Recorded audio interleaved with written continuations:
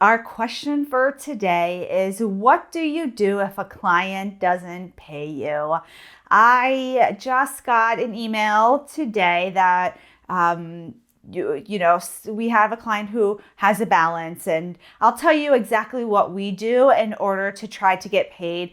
And if you ever posted about this in our Facebook group, My Private Practice Collective, you will probably know that the answer that everybody gives is to take a credit card up front, take the payment while you're in session, and prevent any of this from happening.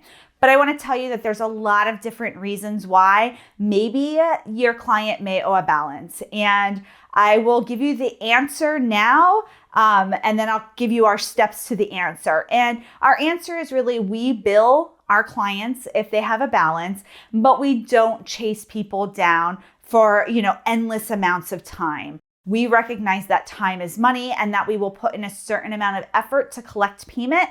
And then if we don't collect payment, we do end up writing off the payment. We understand that it is part of the cost of doing business, even though it hurts. You see, it hurts me to say that. I'm like, no, I don't want to do it.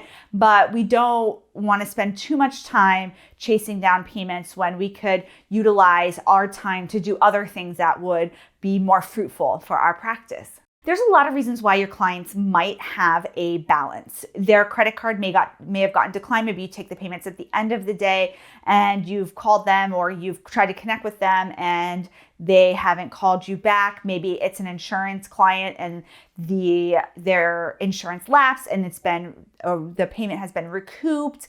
It could be, maybe a third party pays for the session and that person, that third party stopped paying.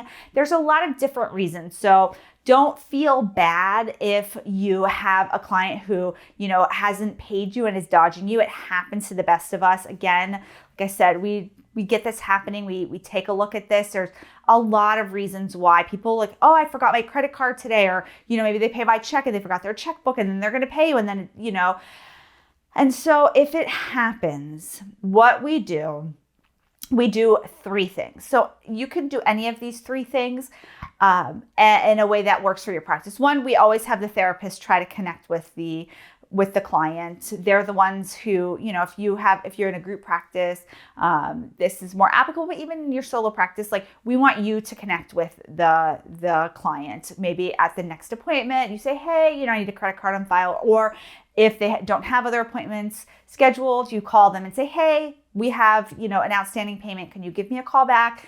And try to get them to pay from that way. Then if you have a biller, an office manager, some kind of admin staff, we have our admin staff call next. We take a list, on a regular basis. We see who has any payments due, and then we give them a call. We give them a courtesy call because that happens sometimes. I know for me, I have a variety of doctor's bills, especially for my pregnancy and the baby. And I try to pay everything, but some things get billed later and then payments sometimes I forget. So I have to pay this copay. And when they call, I'm like, oh yes, thank you for reminding me, because I put it on the back burner. Unfortunately, it happens to the best of us, right? So then if nobody calls back, then we do send an invoice to them. You can do that electronically. You can do that through mail. However you send your invoices to clients to ensure that you get paid. We don't do collections. From what I understand about collections, you have to hire either a collections company or an attorney. And when I look at how much we really don't collect in a given year, the amount of time and energy that I believe a collections would take just isn't in line with what we're doing. If people are dodging us and they're not calling us back, I feel like the intention is not to pay. And while collections may scare some people, I think ultimately we wouldn't really collect what we would want to collect on that. And it's not a large number. It's not tens and thousands of dollars. This is in the hundreds, or maybe in the low thousands a year. And compared to our revenue, it just doesn't make sense. So you have to go ahead and take a look at your own individual practice and how you can create the best amount of collections for your practice. I want to thank our sponsor, TherapyNotes, for making this so easy for us. Because we use TherapyNotes, we collect credit cards right in our system. We charge people right at the end of sessions.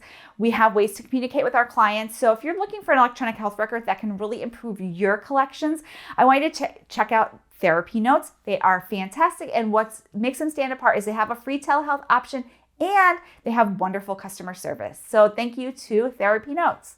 Whether you decide to do collections, not shaming anybody out there who does collections, it may make sense for your practice. If you do something that's maybe large amounts of money, you may decide like, yes, I'm going, if you write reports, you do evaluations, you're a psychologist and you're doing large,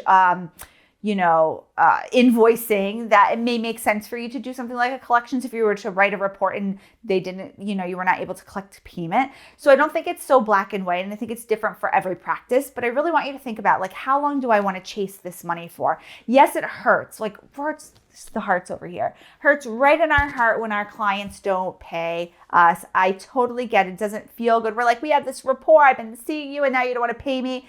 Doesn't feel good. I totally get it. We've all been there. And the first time it happens when you first go into practice and somebody doesn't pay you for whatever reason, I'm going to send you a check. I'm going to need a new credit card, and then you don't get paid. It hurts. We've been there.